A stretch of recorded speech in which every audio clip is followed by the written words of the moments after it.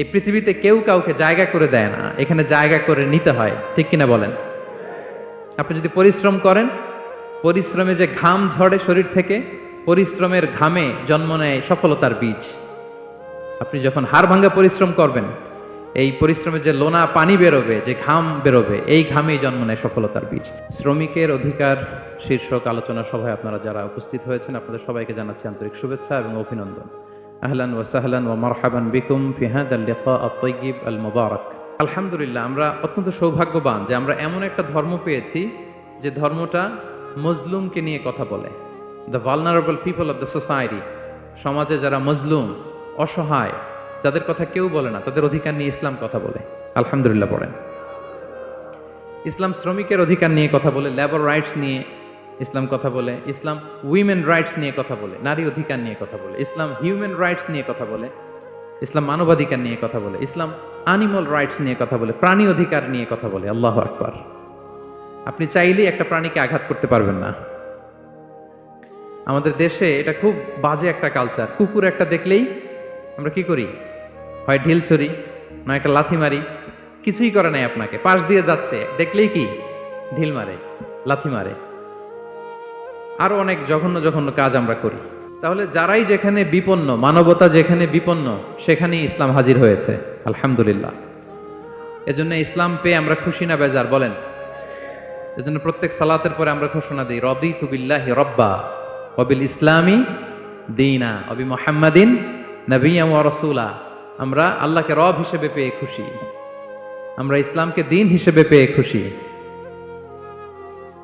তো আমরা রাসূল সাল্লাল্লাহু আলাইহি ইসলামকে নবী এবং রাসূল হিসেবে পেয়ে খুশি। তার মানে প্রত্যেক সালাতের পরে আমরা কি করি? এটার অ্যানাউন্সমেন্ট দেই। তো ইসলাম এমন একটা ধর্ম, যেখানেই মানবতা বিপন্ন সেখানেই ইসলাম হাজির।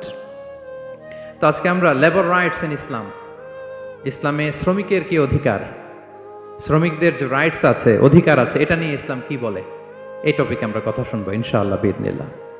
সম্মানিত শুধু আমি শুরুতেই কালামুল্লাহ মাজিদের একটি আয়াত তেলাওয়াত করেছি, সূরাতুল ইনশিকাকের 6 নম্বর আয়াত, যেখানে আল্লাহ তাআলা ইরশাদ করছেন, ইয়া আইয়ুহাল ইনসানু ইন্নাকা কাদিহুন ইলা রাব্বিকা কাদহান ফামুলাকি। অর্থাৎ হে মানুষ, তুমি তোমার রবের কাছে পৌঁছা পর্যন্ত কঠোর পরিশ্রম করতে হবে, অতঃপর তুমি তার সাক্ষাৎ লাভ করবে। আমাদের আলটিমেট গোল হচ্ছে আমরা আল্লাহর কাছে ফিরে যাব, ঠিক কিনা বলেন? কেউ মারা গেলে আমরা কি বলি? ইন্না লিল্লাহি ওয়া ইন্না ইলাইহি রাজিউন। আমরা আল্লাহর জন্য এবং আল্লাহর দিকেই আমরা ফিরে যাব। তো আল্লাহ বলেন, ইন্নাকা কাদিহুন ইলা রাব্বিকা কাদহান ফামুলাকি। হে মানুষ, তুমি তোমার রবের কাছে পৌঁছা পর্যন্ত কঠোর পরিশ্রম করতে হবে, তারপরে তুমি তোমার রবের সাক্ষাৎ পাবে। তার মানে এই দুনিয়াটা হচ্ছে পরিশ্রমের জায়গা। প্রিয় ভাইরা, এখানে পরিশ্রম না করলে সফলতার দেখা মিলে না। বাঁচতে হলে, সারভাইভ করতে হলে, টিকে থাকতে হলে আপনাকে পরিশ্রম করতে হবে। এই পৃথিবীতে কেউ কাউকে জায়গা করে দেয় না, এখানে জায়গা করে নিতে হয়, ঠিক কিনা বলেন?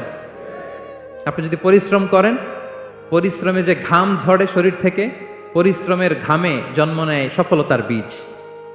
আপনি যখন হাড় ভাঙ্গা পরিশ্রম করবেন, এই পরিশ্রমে যে লোনা পানি বেরোবে, যে ঘাম বেরোবে, এই ঘামেই জন্ম নেয় সফলতার বীজ। এবং সফলতার কোনো শর্টকাট হয় না প্রিয় ভাইরা। অনেকে অল্পতে সফল হতে চায়, শর্টকাট খুঁজে, আছে না? নাই না, সফলতার জন্য আপনাকে লং কাটে যেতে হবে। ওখানে কোনো লিফট থাকে না, সিঁড়ি বেয়ে উঠতে হয়। অনেকে চায় যে সফলতার লিফটে উঠবো, সুইচ চাপবো, সাকসেসফুল ইন লাইফ। না, এত সহজ না, আপনাকে সিঁড়ি বেয়ে উঠতে হবে। তাহলে পরিশ্রমের কোনো বিকল্প নেই।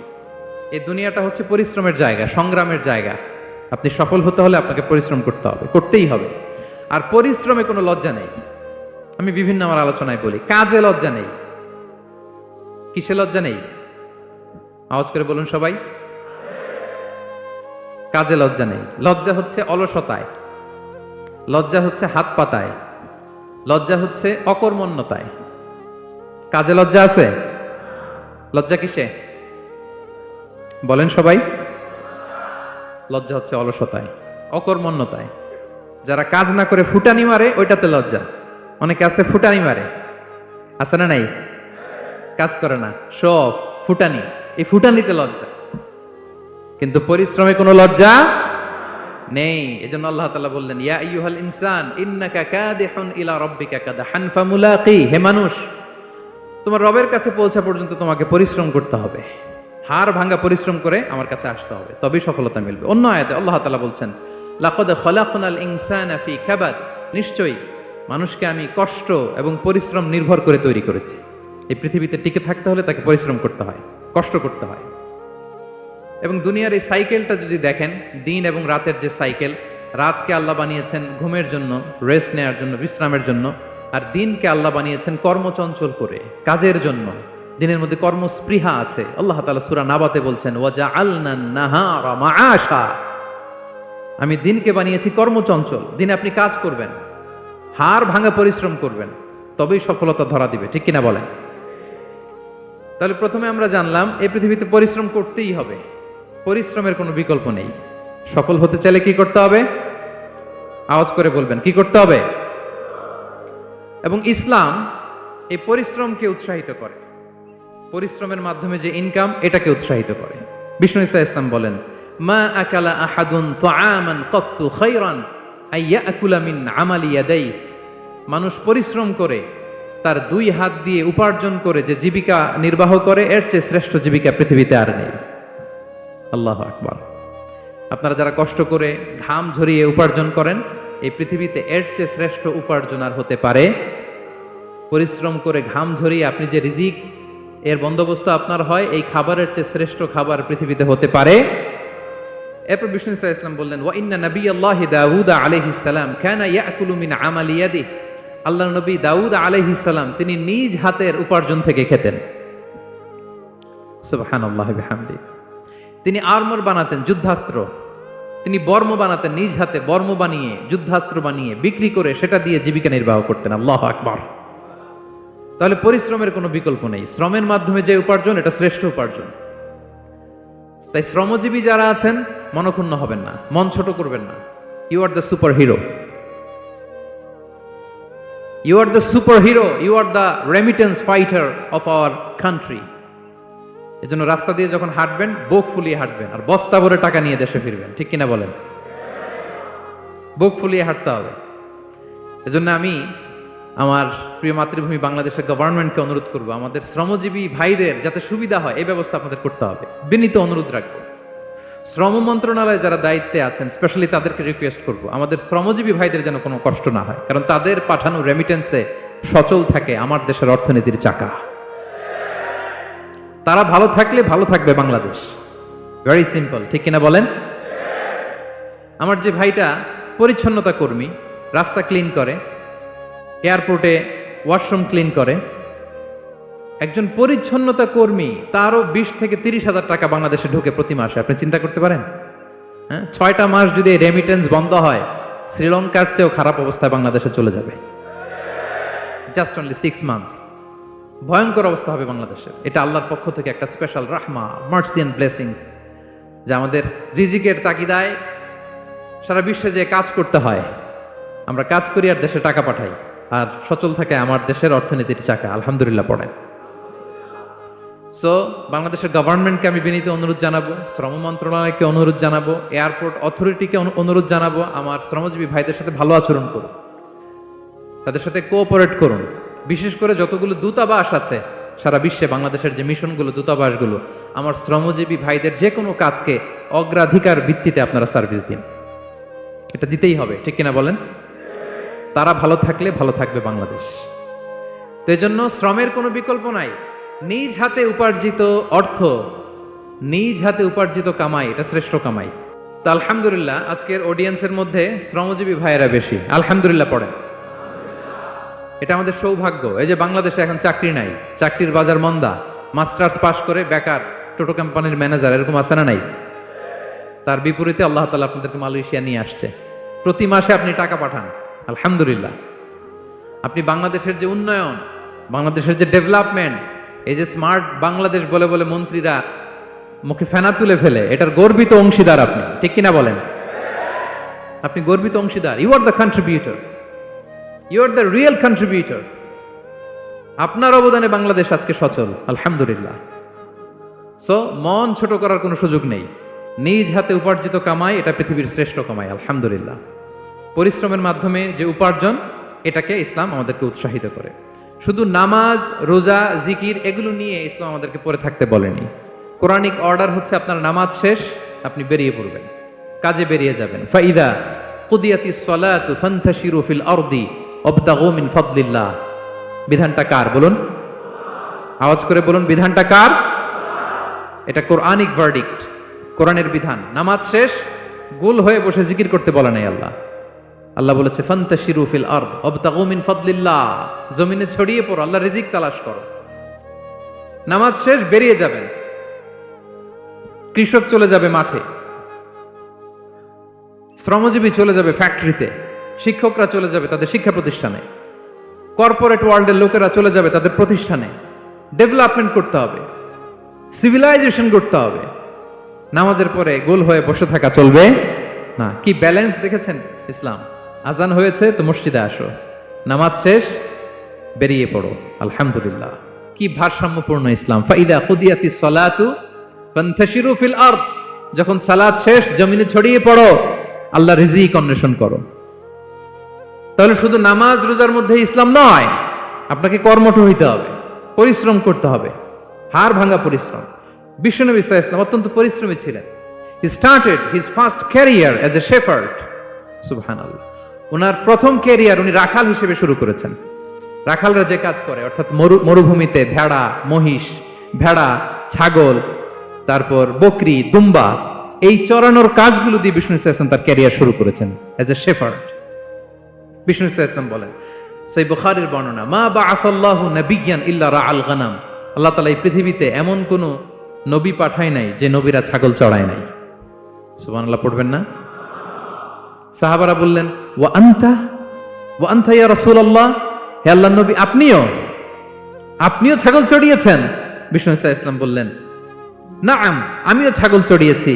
ওয়া কুনতু আরআহা আলা কারারিত লি আহলি মক্কা, আমি অল্প কিছু মজুরির বিনিময়ে, অল্প কিছু টাকার বিনিময়ে, সামান্য কিছু পারিশ্রমিকের বিনিময়ে মক্কার লোকদের ছাগল চড়িয়ে দিতাম। সুবহানাল্লাহ পড়েন।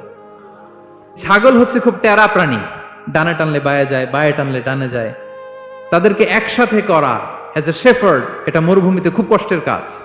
আল্লাহ তাআলা প্রত্যেক নবীকে দিয়ে ছাগল চড়িয়েছেন যাতে করে কিছুদিন পরে নবীরা মানুষ চড়াতে পারে।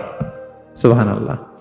আল্লাহ বুঝাতে চাইলেন, এখন ছাগল চড়াও, এদের উপর যদি কন্ট্রোল নিতে পারো তাহলে মানব জাতির উপর কন্ট্রোল নিতে পারবো। আল্লাহু আকবার। এজন্য প্রত্যেকটা নবীকে দিয়ে, সহিহ বুখারীর বর্ণনা, মা বাআসাল্লাহু নাবিয়্যান ইল্লা রাআল গানাম, আল্লাহ পৃথিবীতে এমন কোন নবী পাঠায় নাই যেই নবীকে দিয়ে আল্লাহ ছাগল চড়ায় নাই। তো বিষ্ণু ইসলাম ছাগল চড়িয়েছেন, অত্যন্ত সুঠাম দেহী ছিলেন, কর্মঠ ছিলেন। তার মানে বিষ্ণু ইসলামও পরিশ্রম করে উপার্জন করেছেন, ঠিক কিনা? ছাগল চড়াতেন, তার বিনিময়ে সামান্য কিছু পারিশ্রমিক নিতেন, মজুর নিতেন, এতে লজ্জা নাই। এজন্য এই কথা দিয়ে শুরু করেছি যে কাজে লজ্জা নেই। এই তো বিষ্ণু ইসলামের ক্যারিয়ার গেল। আমরা যদি সাহাবাদের জীবনী দেখি, ওনারাও পরিশ্রমী ছিলেন। কেউ খেজুর বাগানে কাজ করতেন, কেউ কৃষি কাজ করতেন, কেউ বাজারে ব্যবসা করতেন, কেউ বসে থাকেন নাই। হাড় ভাঙা পরিশ্রম করেছেন প্রত্যেকটা সাহাবা। তারা আমাদের মডেল, তারা আমাদের সুপার হিরো, তারা আমাদের আইকন, ঠিক কিনা? নবীরা আমাদের মডেল, সাহাবারা আমাদের মডেল। বিষ্ণু ইসলামও কর্মঠ ছিলেন, ওনার সাহাবারা অত্যন্ত কর্মঠ ছিল। কেউ বসে থাকতেন না, পরিশ্রম করতেন, হাড় ভাঙা পরিশ্রম করতেন, উপার্জন করতেন। তারা আমাদের জন্য প্রেরণার বাতিঘর। অনেক সাহাবাদের বায়োগ্রাফি থেকে আপনাদেরকে ঘটনা শেয়ার করা যাবে। আমি একজন সাহাবার জীবনী শোনাবো আপনাদেরকে। আব্দুর রহমান ইবনে আউফ রাদিয়াল্লাহু তাআলা আনহু। 10 জন জান্নাতের, দুনিয়াতে বসে যে 10 জন সাহাবা জান্নাতের সুসংবাদ পেয়েছেন তাদের মধ্যে একজন, আলহামদুলিল্লাহ বলেন। আব্দুর রহমান ইবনে আউফ রাদিয়াল্লাহু তাআলা আনহু প্রথম 8 জন মক্কায় যারা কালিমা পড়ে মুসলমান হয়েছে তাদের একজন। তার স্ট্যাটাসটাকে জেনে নেন। তো তিনি যখন মক্কা থেকে হিজরত করে মদিনায় গেলেন, মনে রাখবেন মক্কা থেকে যে সাহাবারা বাড়ি ঘর ছেড়ে হিজরত করেছে তাদেরকে বলে মহাজির, মানে হিজরতকারী সাহাবা। আর মদিনাতে যে সমস্ত সাহাবারা তাদেরকে রিসিভ করেছেন তাদেরকে বলে আল আনসার, মানে সাহায্যকারী সাহাবা।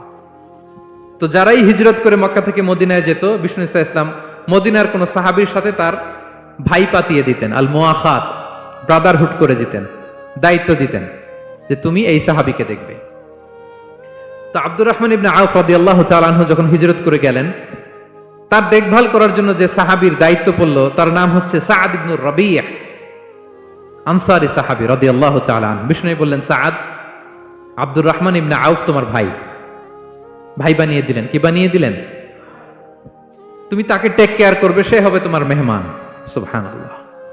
সাদ ইবনে রাবি রাদিয়াল্লাহু তাআলা আনহু তিনি আব্দুর রহমান ইবনে আউফকে ডেকে নিয়ে গেলেন, ঘরে নিয়ে গেলেন মেহমানকে, এবং বললেন, ইয়া সাদ ইন্নী আকসারুল আনসারি মালান। হে সাদ, তুমি চিন্তা করো না, তুমি মনে করো না যে তোমার ভরণ পোষণ দিতে আমার কষ্ট হবে। আমি মদিনার সবচাইতে বড় বিজনেস ম্যাগনেট, সবচাইতে বড় বিজনেস ম্যাগনেট আমি। No tension, don't worry about it. Tension নিও না, আসো, তোমার জন্য আমার কি প্রপোজাল শোনো। ফাআকসিমু লাকা নিসফা মালি, আমার যত সম্পদ আছে আমি অর্ধেক তোমার দিয়ে দিব। সুবহানাল্লাহ। এত আসতে আপনার বাড়িতে কেউ মেহমান হলে করতে পারবেন এরকম? আল্লাহ, কেমন প্রেরণার বাতিঘর তারা। ফাআকসিমু নিসফা মালি, হে আব্দুর রহমান ইবনে আউফ, আমার অর্ধেক সম্পদ তোমারে দিয়ে দিব। এখানেই শেষ না, এরপর বলতে লাগলেন, আমার অনেকগুলো স্ত্রী আছে, তুমি কোথায় যে মেয়ে খুঁজবা, প্রস্তাব দিবা, এত ঝামেলার দরকার নাই। আমার কোন স্ত্রীকে তোমার ভালো লাগে বলো, তার যদি তোমাকে ভালো লাগে তাহলে প্রয়োজনে তাকে আমি ডিভোর্স দিয়ে দিব, তাকে নিয়ে তুমি সুখের সংসার করবা। আল্লাহু আকবার, আল্লাহু আকবার। অর্ধেক সম্পদ দিয়ে দিব, আমার একাধিক স্ত্রী আছে, কাউকে যদি তোমার পছন্দ হয় এবং সেও যদি তোমাকে পছন্দ করে, প্রয়োজনে তাকে ডিভোর্স দিব। New life, new career, just go on. আমরা এই সুযোগ পেলে কি করতাম? সাথে সাথে অর্ধেক সম্পদ নিয়ে নিতাম, ঠিক কিনা? আব্দুর রহমান ইবনে আউফ প্রেরণার বাতিঘর, উনি কি করলেন? উনি বললেন, লা হাজাতা লি ফি যালিক। আমার ভাই, তুমি যে বলছো, এ সাদ ইবনে রবি, তুমি যে এত চমৎকার প্রপোজাল দিয়েছো, এতেই আমি খুশি। তোমার কোনো কিছুর আমার দরকার নাই। বারাকাল্লাহু লাকা ফি আহলিকা ওয়া মালিক, আল্লাহ তোমার সম্পদেও বরকত দেখ, আল্লাহ তোমার পরিবারেও বরকত দেখ। তবে একটা কষ্ট করতে হবে, সেটা কি? আব্দুর রহমান ইবনে আউফ বললেন, দুল্লানি ইলা সুক, just show me the way to market. মদিনার বাজারটা কোথায় এটা একটু দেখায় দাও। আমি নতুন মানুষ, পথঘাট চিনি না। দুল্লানি ইলা সুক, just show me the way to market of Medina. মদিনার বাজারটা কোন রাস্তা একটু দেখায় দাও। আল্লাহু আকবার। সাদ ইবনে রবি বললেন, এই তো মদিনার বাজার। উনি যে কিছু ঘি কিনলেন, পনির কিনলেন, কিনে বিক্রি করলেন, প্রফিট করলেন। ওই প্রফিট দিয়ে আরো বেশি করে কিনলেন, আবার বিক্রি করলেন, প্রফিট, আবার বিক্রি করলেন, প্রফিট। এই কেনা বেচা করতে করতে 1-2 মাসের মধ্যে উনি মদিনার one of the biggest business magnate হয়ে গেলেন। আল্লাহু আকবার। কি হাড় ভাঙ্গা পরিশ্রমই না তারা করেছেন। একেবারে রেডি ক্যারিয়ার ছিল, গেলাম সবচেয়ে বড় বিজনেসম্যানের অর্ধেক সম্পত্তি পেয়ে গেলাম। He didn't accept the ready career, rather he made his own path with his own endeavor. নিজের চেষ্টায়, নিজের পরিশ্রমে, নিজের ঘাম ঝরিয়ে নিজের ক্যারিয়ার তৈরি করেছেন। চিল্লায় বলেন ঠিক কিনা? This is the biography of Abdur Rahman ইবনে আউফ রাদিয়াল্লাহু তাআলা আনহু। সাহাবারা কতটা পরিশ্রম করেছেন, তার মানে বিশ্বনবী পরিশ্রমী ছিলেন, সাহাবারা পরিশ্রমী ছিলেন। এবং বিষ্ণু ইসা ইসলাম পরিশ্রম করতে বলতেন সবাইকে, হাত পাততে নিষেধ করতেন, কারণ দারিদ্রতা বড্ড ভয়ঙ্কর। দারিদ্রতা যার আসে সে বুঝে। বাংলা একটা কথা আছে, অভাব যখন দরজায় এসে দাঁড়ায়, ভালোবাসা তখন। হ্যাঁ, সবার মুখস্থ দেখছেন? অভাব যখন দরজায় এসে দাঁড়ায়, ভালোবাসা তখন জানলা দিয়ে পালায়। দারিদ্রতা ঈমান কেড়ে নেয়। আপনি পার্বত্য চট্টগ্রামের অবস্থা জানেন? আমাদের বাংলাদেশের পাহাড়ি এলাকার অবস্থা জানেন? ওখানে আমাদের গরিব মুসলিম ভাইদেরকে সামান্য কিছু টাকা পয়সা দিয়ে ওদেরকে খ্রিস্টান বানিয়ে ফেলতেছে মিশনারিগুলো। এই খবর তো আমরা রাখি না। দারিদ্রতা বড্ড ভয়ঙ্কর। এজন্য বিষ্ণু ইসলাম দারিদ্রতা থেকে আল্লাহর কাছে পানাহ চাইতেন। তিনি বলতেন, আল্লাহুম্মা ইন্নী আউযু বিকা মিনাল ফাকরি ওয়াল কিল্লাতি ওয়াদ-দিল্লাহ। ও আল্লাহ, I seek refuge with you from poverty, from insufficiency and humiliation. ও আল্লাহ, আমি তোমার কাছে দারিদ্রতা থেকে পানাহ চাই। ও আল্লাহ, আমি তোমার কাছে স্বল্পতা থেকে পানাহ চাই। ও আল্লাহ, আমি তোমার কাছে লাঞ্ছনা থেকে পানাহ চাই। পড়েন আমিন। এই দোয়াটা বেশি বেশি পড়বেন। আল্লাহুম্মা ইন্নী আউযু বিকা মিনাল ফাকরি ওয়াল কিল্লাতি ওয়াদ-দিল্লাহ। হে আল্লাহ, আমি দারিদ্রতা থেকে পানাহ চাই। আল্লাহ, স্বল্পতা থেকে পানাহ চাই। আল্লাহ, লাঞ্ছনা থেকে পানাহ চাই। সবাই পড়ুন আমিন। বিষ্ণু ইসলাম যে দোয়াগুলো শিখিয়েছেন, এগুলো হচ্ছে very precise in wording but comprehensive in meaning. শব্দে খুব ছোট, কিন্তু অর্থ মানুষের হৃদয়ে এটার আবেদন অনেক ব্যাপক, অনেক বেশি। আপনি সারাদিন মিলিয়েও দোয়ার মধ্যে এত সুন্দর প্রার্থনা বাক্য তৈরি করতে পারবেন না, কিন্তু বিষ্ণু ইসলাম এক বাক্যে যেটা চেয়েছেন গোটা দুনিয়াটা এর ভেতরে ঢুকে গিয়েছে। আল্লাহুম্মা ইন্নী আউযু বিকা মিনাল ফাকরি ওয়াল কিল্লাতি ওয়াদ দিল্লাহ। আল্লাহ দারিদ্রতা থেকে পানাহ চাই। বিষ্ণু ইসলাম নিজে স্বয়ং দারিদ্রতা থেকে পানাহ চাইতেন। তাহলে দারিদ্রতার সাথে আমাদের কোনো সম্পর্ক? আমরা পরিশ্রম করব, আমরা কাজ করে খাবো, কাজে কোনো লজ্জা নেই, লজ্জা অলসতায়, চিল্লায় বলেন ঠিক কিনা? এবং বিষ্ণু ইসলামের কাছে কেউ যদি হাত পাতত, যদি দেখতেন তার কাজ করার যোগ্যতা আছে, বিষ্ণু ইসলাম ভিক্ষা দিতেন না, কাজে উৎসাহিত করতেন, ভিক্ষাবৃত্তিকে অনুৎসাহিত করতেন। এক যুবক এসে হাত পাতলো, বিষ্ণু ইসলাম আমার কিছু দেন। নই বললেন তুমি তো শক্ত সামর্থ্য মানুষ, বাসায় কি আছে বলো। সে বলে আমার বাড়িতে একটা পানি খাওয়ার জগ আছে আর একটা চাদর আছে। বিষ্ণু ইসলাম বললেন নিয়ে আস। সে নিয়ে আস। এবার বিষ্ণু ইসলাম চাদর আর জগ দুইটা নিয়ে সাহাবাদেরকে বললেন মাইয়াশতারি হাযাইন, কে কিনবে? অকশন চিনেন? অকশন, অকশনে কি করে? নিলামে দাম তোলে না? রাসূল সাল্লাল্লাহু আলাইহি ওয়াসাল্লাম তার চাদর আর জগটা নিলামে তুললেন। এই কে কিনবে? মাইয়াশতারি হাযাইন, মাইয়াশতারি হাযাইন। একজন বলল ফাকালা রাজুল আনা আখিযুহুমা বিদিরহাম, ইয়া রাসূলুল্লাহ আমি 1 দিরহামে কিনবো। কয় দিরহাম? বিষ্ণু বললেন 1 দিরহাম, 1 দিরহাম, 1 দিরহাম। মানে এর চেয়ে কেউ বাড়াবে কিনা? মাইয়াজিদু আলা যালিক, এর চেয়ে বাড়ায় দিবা কে? আরেক সাহাবী বলল ইয়া রাসূলুল্লাহ আমি 2 দিরহামে কিনবো। 2 দিরহাম, 2 দিরহাম, 2 দিরহাম, আর বাড়ে না। বিষ্ণু ইসলাম তার কাছে 2 দিরহাম দিয়ে বিক্রি করে দিলেন। 2 দিরহাম নিয়ে যুবককে বললেন নাও, 1 দিরহাম দিয়ে কিছু খাবার কিনে তোমার ফ্যামিলিকে দিয়ে আস, আরেক দিরহাম দিয়ে একটা কুঠার কিনে নিয়ে আস। তো যুবক কুঠার কিনে আনলো। ফাওয়াদাআ লাহু আর-রাসূল সাল্লাল্লাহু আলাইহি ওয়াসাল্লাম ইয়াদান, রাসূল সাল্লাল্লাহু আলাইহি ওয়াসাল্লাম নিজ হাতে ওই কুঠারের একটা হাতল লাগাই দিলেন কাঠের। শুধু কুঠার দিয়ে তো হবে না, একটা হাতল থাকতে হবে না? বিষ্ণু সাল্লাল্লাহু আলাইহি ওয়াসাল্লাম ওনার মোবারক হাতে, বরকতময় হাতে ওই কুঠারে একটা হাতল লাগাই দিলেন। এবার বললেন যাও 1 দিরহাম দিয়ে কুঠার, আরেক দিরহাম দিয়ে খাবার কিনে আনো। এই কুঠার দিয়ে জঙ্গলে যে কাঠ কেটে লাকড়ি বেচে জীবিকা নির্বাহ করো। সামনের 15 দিন আমার সামনে যেন তোমার ঘুরঘুর করতে না দেখি। এ বেচারা গেল, 1 দিরহাম দিয়ে ফ্যামিলিতে খাবার দিল, আর লাকড়ি নিয়ে কাঠ কাটতে না কাটতে কয়েকদিনের ব্যবধানে ও 10 দিরহাম কামায় ফেলছে। আস্তে আস্তে আস্তে আস্তে সে স্বাবলম্বী হয়ে গেল। এরপর একবার বিষ্ণু ইসলামের কাছে আসছে। বিষ্ণু ইসলাম তারে বলে মানুষের কাছে হাত পাতার চেয়ে, দুয়ারে দুয়ারে ভিক্ষা করার চেয়ে তোমার মতো এরকম কাঠ কেটে, জঙ্গলে কাঠ কেটে বাজারে বিক্রি করা অনেক ভালো। আল্লাহু আকবার। এই হচ্ছে বিষ্ণু ইসলামের ক্যারেক্টারিস্টিক্স।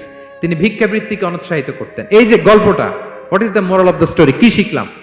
1 নম্বর যেটা শিখলাম, তিনি কাজ করে খেতে উৎসাহিত করেছেন।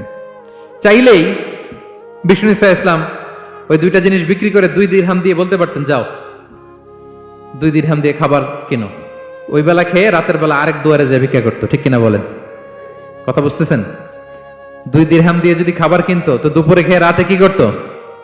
আবার হাত পাততো। সেটা করে নাই, কাজ করে খেতে উৎসাহিত করেছেন এবং স্থায়ী সমাধান করে দিয়েছেন। কারণ কাজ কাজই, কাজে কোনো ছোট বড় নাই। আছে? কাজে কোনো ছোট বড় আছে না।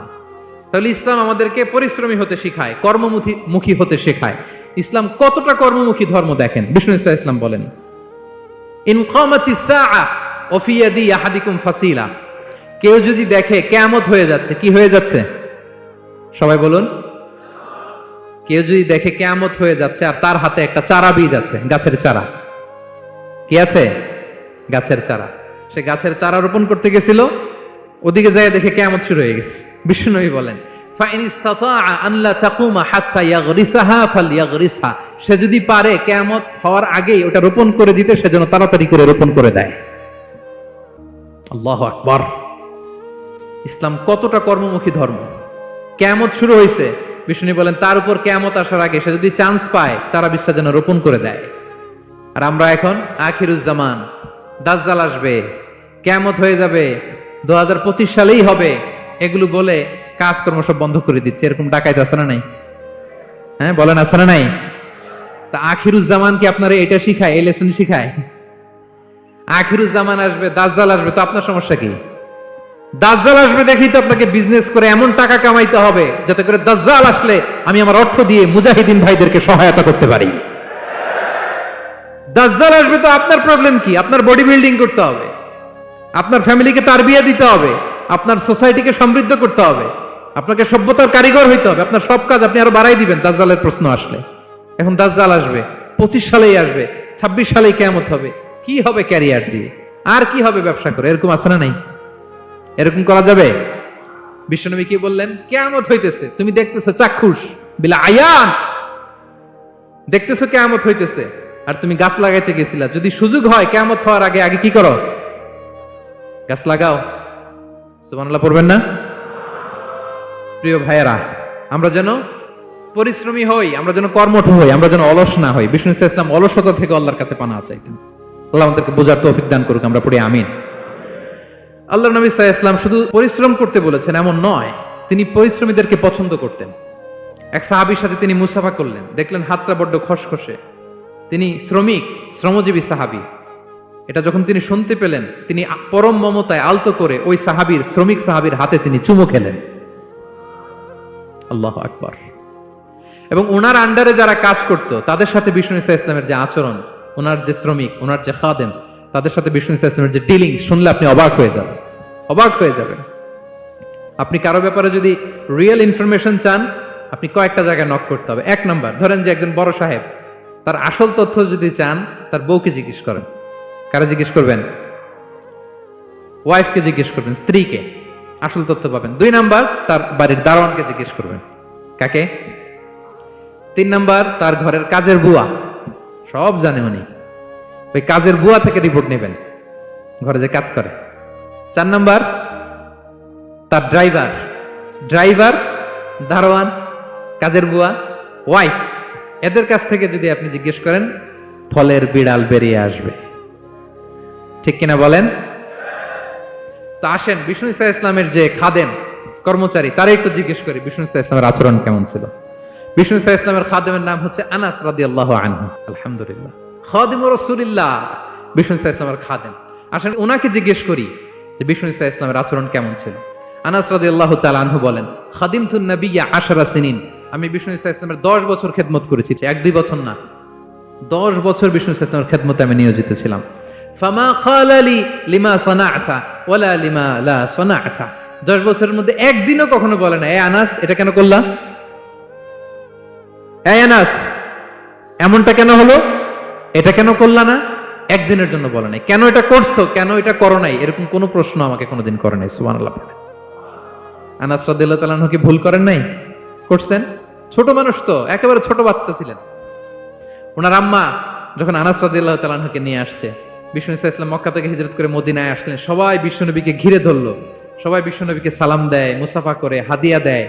আনাসের মা চোখের পানি ছাড়ে, বিশ্বনবীর কাছে লজ্জায় এসে বলে, ইয়া রাসূলুল্লাহ, সবাই আপনাকে উপহার দেয়, সবাই আপনাকে হাদিয়া দেয়, আমি আপনারে কি হাদিয়া দেব? হাদিয়া দেওয়ার মতো কিছু নাই, আমার এই কলিজার টুকরা আনাস ছাড়া, আমি আনাসকেই আপনারে হাদিয়া দিয়ে দিলাম।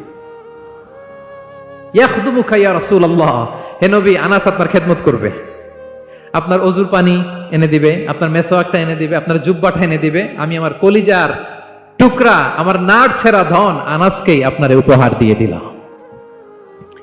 আনাস রাদিয়াল্লাহু তাআলা আনহু বিষ্ণু ইসলামের সাথে থাকতেন, অজুর পানি এনে দিতেন, জামা এনে দিতেন। বিষ্ণু বললেন, আনাস আমার ওই জুব্বাটা নিয়ে আসো। ছোট্ট আনাস জুব্বা আনতে যে মদিনার বাচ্চারা খেলতেছে, আমাদের দেশে যে খেলে, কুতকুত খেলে, চারা খেলে, এইটা খেলে, সেইটা খেলে, ওই খেলাধুলা দেখে নবীর জামা আনার কথা উনি ভুলে গেলেন, বাচ্চাদের সাথে দাঁড়িয়ে খেলা দেখতে আরম্ভ করলেন। এখন সময় গড়িয়ে অনেক হয়ে গেল, আনাসও আসে না, জুব্বাও আসে না, ঘটনা কি? বিষ্ণু ইসলাম বললেন, যাই নিজের জামা নিজে নিয়ে আসি। তো বের হলেন, যে দেখে সর্বনাশ, আনাসকে পাঠাইছি জুব্বা আনতে, আনাস দেখি এদিকে খেলার মধ্যে মগ্ন হয়ে আছে। বিষ্ণু ইসলাম কিছুই বললেন না, চুপ করে যে উনিও আনাসের পিছনে এভাবে দাঁড়িয়ে রইলেন, কিছুই বলে না। তো আনাস খেলা একবার এদিকে দেখে, একবার ওদিকে দেখে, একবার এদিকে ঘুরতে ঘুরতে হঠাৎ দেখে পিছনে কে? স্বয়ং বিশ্বনবী। আল্লাহ, বিশ্বনবীর দেখে তো আনাস রাদিয়াল্লাহু তাআলার কলিজাটা এখানে চলে আসছে ভয়। হায় হায়, আজকে খবর আছে, হায় হায়, আমার না জুব্বা আনতে বলছিল, আমি কি কাজ করলাম? ভয়ে আটকে উঠছে। বিষ্ণু ইসলাম ধমক দেয় নাই, পিট্টি দেয় নাই, কিছু করে নাই, শুধু একটা মুচকি হাসি দিয়েছে। আনাস রাদিয়াল্লাহু তাআলা আনহু বলে, বিশ্বনবীর সেই দিনের মুচকি হাসির শাসন মৃত্যুর আগ পর্যন্ত আমাকে সোজা রাস্তায় রেখেছে, আর ডানে বায়ে করি নাই কোনোদিন। তার মানে শাসন করতে জানলে ব্যাত মারা লাগে না, শাসন করতে জানলে গায়ে হাত তোলা লাগে না, শাসন করতে জানলে মুচকি হাসি দিয়েও শাসন করা যায়। ঠিক কিনা বলেন? বিশ্বনবীর মুচকি হাসির শাসন আনাস রাদিয়াল্লাহু তাআলা আনহুকে আজীবন সোজা রাস্তা রেখেছে। তাহলে শ্রমজীবীদেরকে বিশ্ব নবী সাল্লাল্লাহু আলাইহি ওয়াসাল্লাম কতটা সম্মান করতেন, শ্রদ্ধা করতেন, ভালোবাসতেন, বুঝতে পারছেন সবাই? প্রিয় ভাইয়েরা, লেবার রাইটস ইন ইসলাম, ইসলামে শ্রমিকের অধিকার। শ্রমিকদেরকে ইসলাম কমপক্ষে 7টা অধিকার দিয়েছে। কয়টা? 1 নাম্বার, ইসলাম একজন শ্রমিককে প্রথম যে অধিকারটা দিয়েছে সেটা হচ্ছে কাজ শেষে, শ্রম শেষে তার পারিশ্রমিকের অধিকার, মজুরি পাওয়ার অধিকার, কাজ শেষে বেতন পাওয়ার অধিকার। কাজ করেছেন তো আপনি বেতন পাবেন, এটা আপনার অধিকার। বেতন বা পারিশ্রমিক এটা একটা কর্মজীবীর অধিকার। আপনার কোম্পানির মালিক যে আপনার বেতন দেয়, এটা কি দয়া করে? করুণা? তো এটা যদি করুণা হয়, সে যে আপনার কাজ করে দেয়, এটাও তো করুণা। এটা তো আর বড় করুণা, কি বলেন? আপনি যে স্যালারি পে করেন, এটা যদি করুণা হয়, সে যে পরিশ্রম করে, সে তো আর বড় করুণা করে আপনারে। তার কারণে তো আপনার কোম্পানি টিকে আছে, ঠিক কিনা বলেন? তাহলে এটা করুণা নয়, এটা শ্রমিকের অধিকার। এবং বিশ্বনবী সাল্লাল্লাহু আলাইহি ওয়াসাল্লামের সেই ঐতিহাসিক বাণী, তিনি বলেছেন, আতুল আজিরা আজরাহু ক্বাবলা আন ইয়াজিফা আরাকু। ঘাম শুকিয়ে যাওয়ার আগে শ্রমিককে তার পারিশ্রমিক বুঝিয়ে দাও। সুবহানাল্লাহ, বিশ্বনবীর ঐতিহাসিক বাণী। এখন জাতিসংঘ আমাদেরকে শিখায় যে শ্রমিকের মজুরি দিতে হবে, অন টাইমে দিতে হবে, স্যালারি দিতে হবে, এই করতে হবে, সেই করতে হবে। মানবাধিকারের কর্মীরা আমাদেরকে শিখায়, তারা শিখানোর 1500 বছর আগে বিশ্বনবী সাল্লাল্লাহু আলাইহি ওয়াসাল্লামের ঐতিহাসিক বাণী, তিনি বলেছেন, আতুল আজিরা আজরাহু ক্বাবলা আন ইয়াজিফা আরাকু। শ্রমিকের ঘাম শুকাবার আগে তার মজুরি পেমেন্ট করে দাও। সুবহানাল্লাহ। ঘাম শুকিয়ে যাওয়ার আগে, মানে অন টাইম, দ্রুততম সময়ে শ্রমিককে তার মজুরি দিয়ে দাও, তার বেতন দিয়ে দাও। যারা শ্রমিককে তার পারিশ্রমিক অন টাইমে দেয় না, স্যালারি অন টাইমে পে করে না, টালবাহানা করে, গরিমসি করে, তাদের ব্যাপারে বিষ্ণু সাল্লাল্লাহু আলাইহি ওয়াসাল্লাম কি বলেন? বিষ্ণু বলেন, 3 শ্রেণীর ব্যক্তি, সালাসাতুন আনা খাসমুহুম ইয়াউমাল কিয়ামা। 3 শ্রেণীর ব্যক্তির বিরুদ্ধে আমি বিশ্বনবী কিয়ামতের দিন আল্লাহর কাঠগড়ায় মামলা দায়ের করব। আমি বিশ্বনবী 3 শ্রেণীর ব্যক্তির বিরুদ্ধে আমি বিশ্বনবী আল্লাহর সুপ্রিম কোর্টের কাঠগড়ায় মামলা দায়ের করব। এর মধ্যে 1 শ্রেণীর ব্যক্তি হচ্ছে রাজুলুন ইস্তাআজারা আজিরান ফাস্তাওফা মিনহু ওয়া লাম ইউতিহি আজরা। কোন ব্যক্তি যে শ্রমিক নিয়োগ দেওয়ার পরে তার কাছ থেকে কাজ বুঝে নিয়েছে, কিন্তু তাকে তার প্রাপ্য বুঝিয়ে দেয়নি। এরকম ডাকাত আমাদের সমাজে আছে না নাই? কাজ ঠিকই বুঝে নিছে, কিন্তু তার প্রাপ্যটা বুঝিয়ে দেয়। বিশ্বনবী বলেন, তার বিরুদ্ধে আমি মামলা দায়ের করব। প্রিয় ভাইরা, বুঝে থাকলে উত্তর দেন। বিশ্বনবী যার বিরুদ্ধে মামলা দায়ের করবে, তার জান্নাত তো একেবারে ডাইরেক্ট, তাই না? হ্যাঁ, সুন্দর বলছে একজন, তার কোনো জামিন নাই, ঠিক কিনা বলেন? বিশ্বনবী যার বিরুদ্ধে মামলা দায়ের করেছে, তার জান্নাতে যাওয়া তো দূর কি বাত, সে জান্নাতের ঘ্রাণও তার নাকে ঢুকবে না। চিল্লায় বলেন ঠিক কিনা? এজন্য খবরদার, শ্রমিককে তার শ্রম নেয়ার পরে তার পারিশ্রমিক দিয়ে দেন, তার ঘাম শুকিয়ে যাওয়ার আগে, মানে অন টাইম। এটা নিয়ে কোনো টালবাহানা করা যাবে, তা না হলে বিশ্বনবী তার বিরুদ্ধে মামলা দায়ের করবে। তার মানে 1 নম্বর অধিকার বুঝে পাইছেন? আপনি যে কাজ করেন, কাজের বিনিময়ে যে পারিশ্রমিক পান, যে স্যালারি পান, এটা আপনার অধিকার। এটা করুণা নয়, এটা অনুকম্পা নয়, এটা কোনো দয়া নয়, ইটস ইউর রাইট।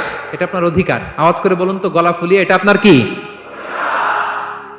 2 নাম্বার, একটা শ্রমিককে ইসলাম যে অধিকার দেয়, সেটা হচ্ছে চুক্তি মাফিক সকল সুযোগ সুবিধা প্রাপ্তির অধিকার। অর্থাৎ একজন এমপ্লয়ার যখন তার এমপ্লয়িকে নিয়োগ করে, একটা এমপ্লয়মেন্ট কন্ট্রাক্ট থাকে না? এমপ্লয়মেন্ট কন্ট্রাক্ট বুঝেন তো? একটা চুক্তিপত্র থাকে, এখানে ফিক্স করা থাকে ওয়ার্কিং আওয়ার্স, কয় ঘন্টা আপনি কাজ করবেন, আপনার জব স্পেসিফিকেশন, কি করবেন কি করবেন না, আপনার স্যালারির ব্যাপারে থাকে, কত স্যালারি দিবে, কখন দিবে, আবার আপনি ওভার টাইম করলে এক্সট্রা পে করবে, আপনি রেগুলার কাজ করলে ঘন্টায় per hour 20 ringgit, overtime করলে 40 রিঙ্গিট। তারপর আপনি কখন ব্রেক নেবেন, একটা ব্রেক থাকে না, যে এই টাইমে একটা ব্রেক দিতে হবে, এগুলো মিউচুয়াল আন্ডারস্ট্যান্ডিং এ এমপ্লয়মেন্ট কন্ট্রাক্টে থাকে। আপনি হলিডে কখন করবেন, ছুটি থাকতে হবে। টানা 7 দিন কাজ করানো যাবে বলেন? না, আন্তর্জাতিকভাবে এটা নিষিদ্ধ। টানা 7 দিন কোনো কাজ নাই, 1 দিন তার হলিডে থাকতে হবে, তার অ্যানুয়াল লিভ থাকতে হবে। Right to rest and leisure, বিশ্রামের একটা সময় লাগবে। এই যে 1 মে আন্তর্জাতিক শ্রমিক দিবস, এটা শুরু হয়েছে কিভাবে? ইউনাইটেড স্টেটস অফ আমেরিকার শিকাগোতে 1986 সালে এই কাজের বিরুদ্ধেই তারা আন্দোলন করেছিল। টানা 7 দিন তাদেরকে দিয়ে গাদার মতো খাটুনি খাটাতো, দাসের মতো তাদের সাথে আচরণ করা হতো। তারা আন্দোলন শুরু করেছিল, 8 জনকে গুলি করে নিহত করা হয়েছিল। সেখান থেকে এই মে দিবস, কিন্তু বিষ্ণু ঈসা ইসলাম ১৫০০ বছর আগে এই শ্রমিকদের অধিকারের ব্যাপারে সোচ্চার ছিলেন। আলহামদুলিল্লাহ বলেন। তাহলে right to rest and leisure, UDHR, universal declaration for human rights, এগুলো সব নির্ধারিত আছে। তার মানে একজন শ্রমিকের ২ নম্বর অধিকার হচ্ছে চুক্তি অনুযায়ী সকল সুযোগ সুবিধা প্রাপ্তির অধিকার। আপনার চুক্তি করছেন, আপনি এটা এটা দিবেন, কিন্তু কাজের পরে আপনি ফ্যাসিলিটি দিচ্ছেন না, এটা করা যাবে? বলেন, করা যাবে? আল্লাহর কোরআন কি বলছে শুনুন। আল্লাহর কোরআন বলে, ইয়া আইয়ুহাল্লাযীনা আমানু আউফু বিল উকুদ, O you who believe fulfil your contract, ও বিশ্বাসীরা তোমরা তোমাদের চুক্তি পূর্ণ করো। ও আউফু বিল আহদি ইন্নাল আহদা কানা মাসউলা, তোমরা যে কমিটমেন্ট করেছো, যে কন্ট্রাক্ট করেছো, এই চুক্তি তোমরা পূর্ণ করো। তা না হলে কিয়ামতের কঠিন ময়দানে এই চুক্তির ব্যাপারে, কন্ট্রাক্টের ব্যাপারে, এই এগ্রিমেন্টের ব্যাপারে আপনারা জিজ্ঞেস করবে কে? তাহলে যা চুক্তি করেছেন সুযোগ সুবিধা তাই আপনাকে দিতে হবে। মালিক ভাইয়েরা মনে থাকবে তো নাকি? এগ্রিমেন্টে যা যা বলেছেন, যা যা লিখে সিগনেচার করেছেন তাই আপনাকে দিতে হবে। আদেশটা কার? সবাই বলুন। আপনি মন চাইলে হায়ার করবেন, আর পরের দিন ফায়ার করবেন, এরকম করা যাবে?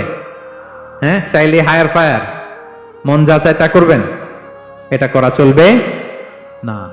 তাহলে 2টা অধিকার গেল। 3 নম্বর, একজন শ্রমিককে ইসলাম যে অধিকার দিয়েছে সেটা হচ্ছে সুন্দর আচরণ পাবার অধিকার।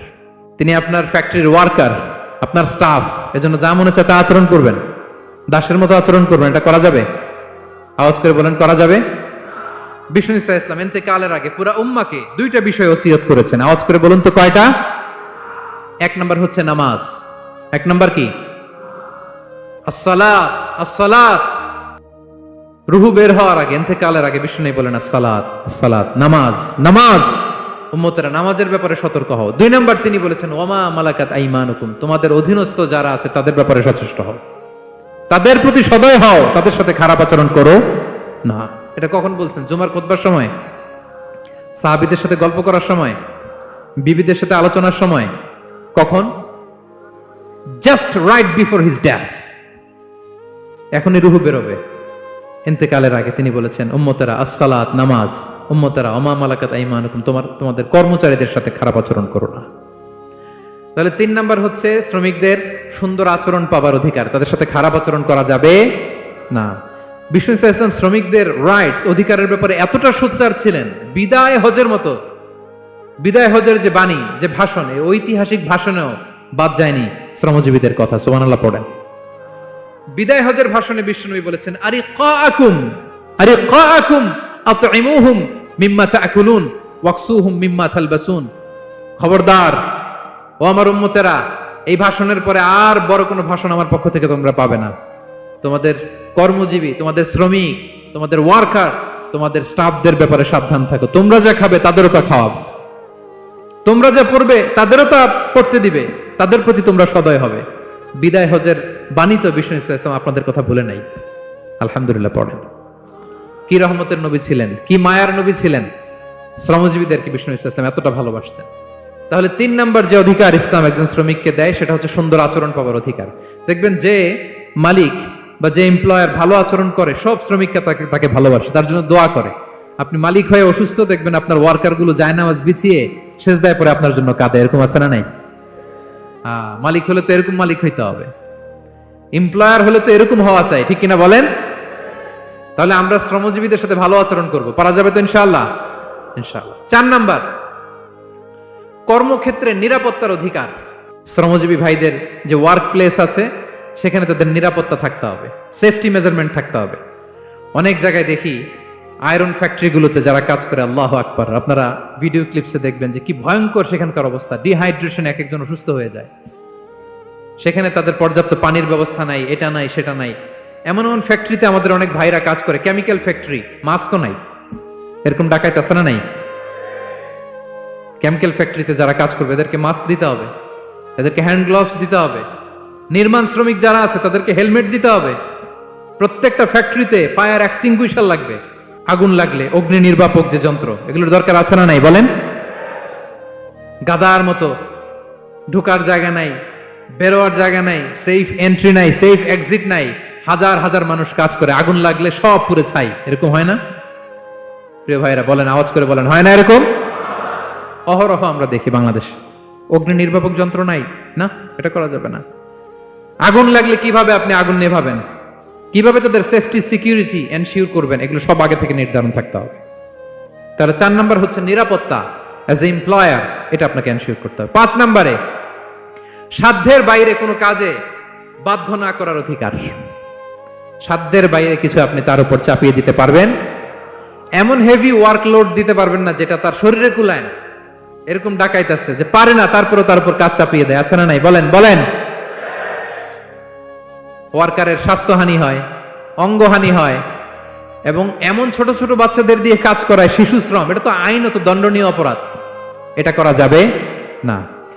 এগ্রিমেন্টে, চুক্তিতে আপনি যা করাবেন, যেভাবে করাবেন, যা চান সার্ভিস, ওইটাই করাইতে হবে। এবং আল্লাহর বিধান এটা, লা ইউকাল্লিফুল্লাহু নাফসান ইল্লা উসআহা, আল্লাহ সাধ্যের বাইরে বান্দার উপরও কোনো কিছু চাপিয়ে দেয় না। এটা samely applicable to the worker. Bishnu Islam বলেন, ওয়ালা ইউকাল্লাফু মিনাল আমালি ইল্লা মা ইউতিক, সাধ্যের বাইরে কোন ওয়ার্কারকে অতিরিক্ত কোনো কাজ চাপিয়ে দেয়া যাবে না। ফাইন কাল্লাফাহু, যদি তাকে সাধ্যের বাইরে কোনো কাজ চাপিয়ে দিতে হয়, মা ইয়াগলিবুহু, যেটা তার জন্য কষ্ট হয়ে যায়, ফাল ইউইনহু আলাই, এই কাজে তাকে সাহায্য করতে হবে। মালিক হয়ে আপনার হাত লাগাতে হবে, অথবা এক্সট্রা ম্যান পাওয়ার নিতে হবে, ওয়ার্ক ফোর্স নিতে হবে। সুবহানাল্লাহ পড়েন। বিশ্বনবী মনে হচ্ছে যেন বর্তমান যে এই যে হাজার হাজার ফ্যাক্টরি, এই কলকারখানা, এই ওয়ার্কারদের দুর্দশাগুলো দেখে দেখে পয়েন্টে পয়েন্টে ধরে ধরে কথা বলেছেন। আল্লাহু আকবার। যদি সাধ্যের বাইরে কিছু চাপিয়ে দিতে হয়, তাহলে তাকে সহায়তা করতে হবে। তাহলে 5 নাম্বার শ্রমিকের অধিকার হচ্ছে সাধ্যের বাইরে কোনো কাজে বাধ্য না করার অধিকার। আপনি বাধ্য করতে পারবেন না। কটা গেল? 5টা। মাশাআল্লাহ, খুব মনোযোগী শ্রোতা। 6 নম্বরে শ্রমিকের উপর আল্লাহ যা যা ফরজ করেছেন তা আদায়ের অধিকার দিতে হবে আপনাকে। সালাতের সময় হলে তাকে নামাজ পড়তে দিতে হবে। নন মুসলিম হলে এটা ভিন্ন ইস্যু, তখন আপনি চেষ্টা করবেন একটা মুসলিম কোম্পানিতে যাওয়ার, মুসলিম মালিকের আন্ডারে যাওয়ার, অথবা তাদেরকে সবাই মিলে অ্যাপ্লিকেশন করে বুঝাবেন যে সামান্য ফরজ নামাজটুকু পড়ার অনুমতি, পারমিশন আমরা চাই। কিন্তু কোনো মুসলিম এমপ্লয়ার নামাজের জন্য বাধা দিতে পারবে না। রমজান মাসে রোজা রাখা শ্রমিকের জন্য ফরজ না, অনুমতি দিতে হবে। নারী কর্মীদেরকে, যারা নারী কর্মী আছে তাদেরকে পর্দার অনুমতি দিতে হবে, হিজাবের অনুমতি দিতে হবে। মালিক তো দূরের কথা, আমাদের বাংলাদেশে অনেক বিশ্ববিদ্যালয়ের শিক্ষকরাই অনুমতি দেয় না। এরকম ডাকাত শিক্ষক আছে না নাই? এরকম জালেম বাংলাদেশে আছে না নাই? ঢাকা বিশ্ববিদ্যালয় চিন্তা করা যায়, মুসলিমদের টাকা দিয়ে যে বিশ্ববিদ্যালয়, ওখানে আমার বোনেরা পর্দা করে যেতে পারে না, আমার মুসলিম বোনেরা হিজাব পড়তে পারে না, নেকাব পড়তে পারে না। এই অধিকার কি শিক্ষককে দেওয়া হয়েছে? কথা বলেন না, never. You never can do that. একটা রেগুলার ড্রেস কোড থাকবে, এটা সবাই মানবে। এটার উপরে দিয়ে সে চাদর পরবে না ওড়না পরবে না হিজাব পরবে না ব্লেজার পরবে, এটা নিয়ে নাক গলানোর ক্ষমতা কোনো শিক্ষকের নাই। চিল্লায় বলেন ঠিক কিনা? তাহলে আপনার কর্মস্থলে মুসলিম নারীরা যদি কাজ করে, নারী কর্মীদের জন্য পর্দার ব্যবস্থা করতে হবে, ঠিক কিনা বলেন? হালাল ফুড খাওয়ার ব্যবস্থা থাকতে হবে। ওয়াইন খাওয়ানো যাবে না, ড্রিঙ্কস করানো যাবে না, পর খাওয়ানো যাবে না, ঠিক কিনা বলেন?